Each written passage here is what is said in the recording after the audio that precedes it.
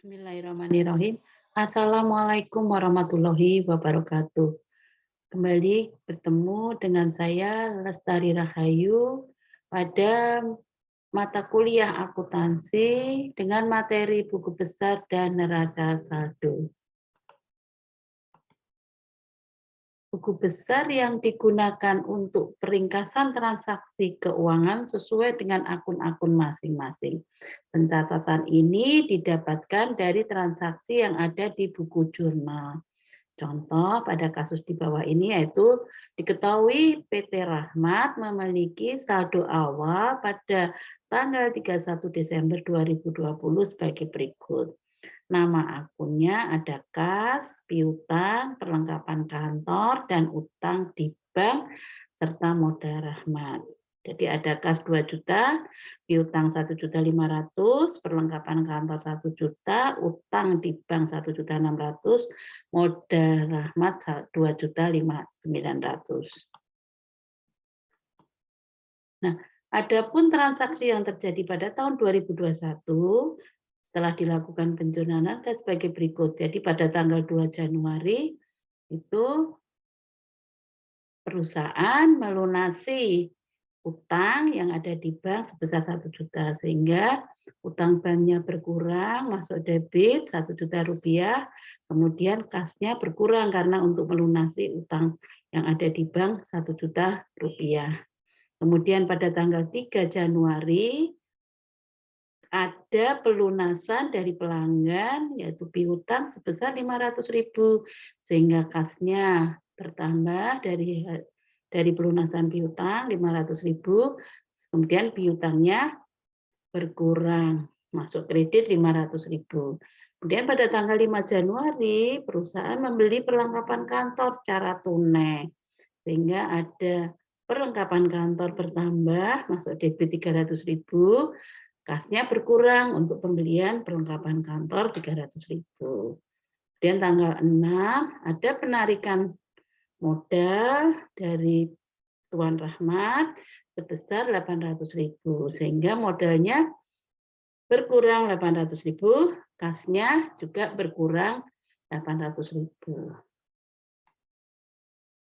Nah, langkah-langkah pencatatannya yang pertama, masukkan saldo awal dari tiap-tiap akun yang ada di neraca saldo ke masing-masing akun di buku besar.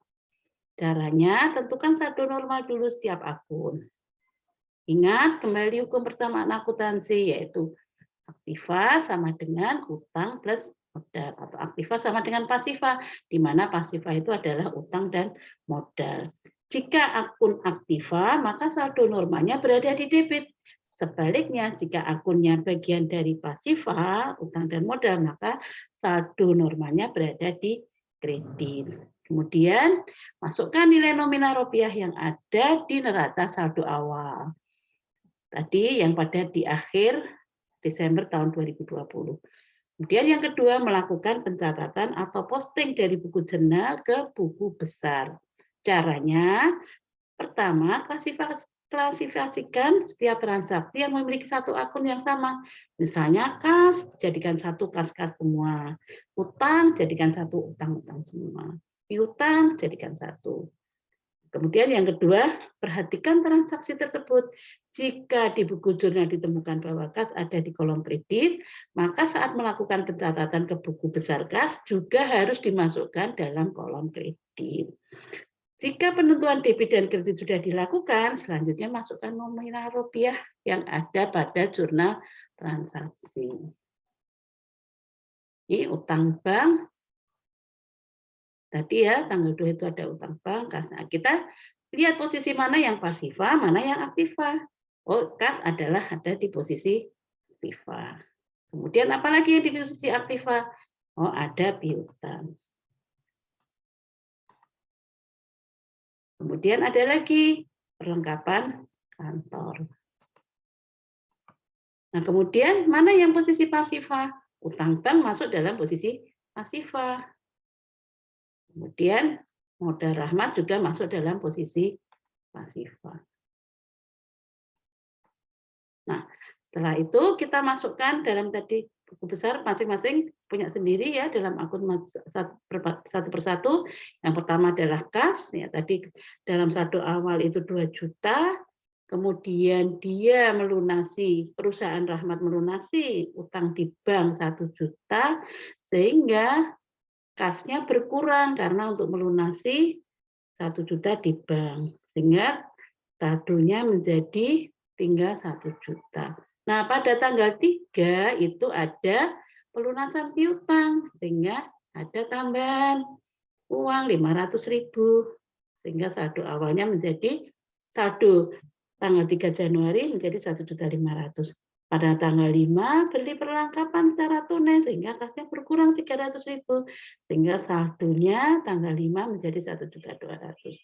Nah, pada tanggal 6 ada penarikan modal dari Pak Rahmat sebesar 800.000, sehingga saldo akhir dari kas pada bulan Januari tanggal 6 itu adalah 400.000. Nah, itu untuk saldo awal pertama ini harus sama dengan neraca saldo awal pada bulan Desember 2020. Penjelasan akun kas tadi, yang pertama adalah transaksi yang mempengaruhi akun. Tadi kan meliputi tanggal 2, 3, 5. Kita cari apakah itu dalam posisi kredit atau dalam posisi debit. Kalau dalam posisi kredit, ya kita masukkan dalam posisi kredit. Tapi kalau pada tanggal 3 itu pada posisi piutang ada uang masuk, sehingga kita masukkan dalam tanggal 3 itu adalah posisi debit. Nah, ini saldo normal akun adalah debit, maka ketika bertemu di kolom debit, akun saldo akan bertambah. Sebaliknya, jika akan bertemu dengan kolom kredit, maka saldonya akan berkurang. Demikian seterusnya. Nah, piutang juga seperti itu. Berarti piutang tadi posisinya di mana kredit. Oh ya, berarti dari 500.000 sehingga piutangnya berkurang 1.500.000 menjadi 500.000. Perlengkapannya bertambah, debit berarti 1 juta ditambah 300.000, 1.300.000. Ini juga saldo awal harus sama dengan neraca saldo awal pada bulan Desember 2020. Itu juga utang ya sama, karena ada membayar utang 1 juta sehingga utangnya berkurang, tadinya 1.600.000 karena sudah dilunasi dibayar angsur 1 juta sehingga utangnya tinggal 600.000. Demikian juga modal Rahmat berkurang karena ditarik oleh Tuan Rahmat 800.000 sehingga modalnya tinggal 2.100.000. Nah, dan kemudian dari buku besar itu kita masukkan dalam neraca saldo. Apa sih neraca saldo? Neraca saldo adalah daftar akun-akun beserta saldo yang menyertainya. Adapun saldo setiap akun, angkanya diambil dari saldo yang terakhir yang ada di setiap akun buku besar. Neraca saldo yang benar harus sesuai dengan jumlah rupiah keseluruhan pada sisi debit dan kredit. Beberapa tipe kesalahan yang terjadi atau tampak pada neraca saldo, yaitu yang pertama, suatu transaksi tidak dicatat dalam jurnal sehingga terjadi under debit atau under kredit. Oh, yang kedua, suatu transaksi dicatat dengan satuan uang yang salah sehingga terjadi overstate atau understate. Kemudian yang ketiga, suatu transaksi dicatat dalam jurnal lebih dari 1 kali sehingga terjadi overstate. Dan yang keempat, suatu transaksi dicatat dalam jurnal pada akun yang tidak semestinya. Jadi ada keliru, harusnya masuk kas, malah dimasukkan dalam utang. Nah, itu ada kesalahan-kesalahan.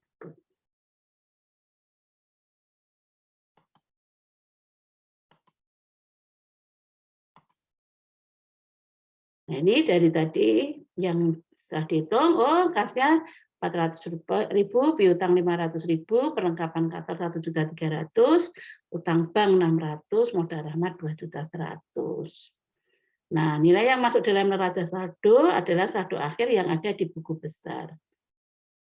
Yang jelas semua kaidah persamaan akuntansi harus jumlah rupiah sisi kredit dan debit harus sama.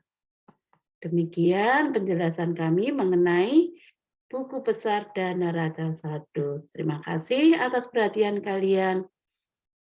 Wassalamualaikum warahmatullahi wabarakatuh.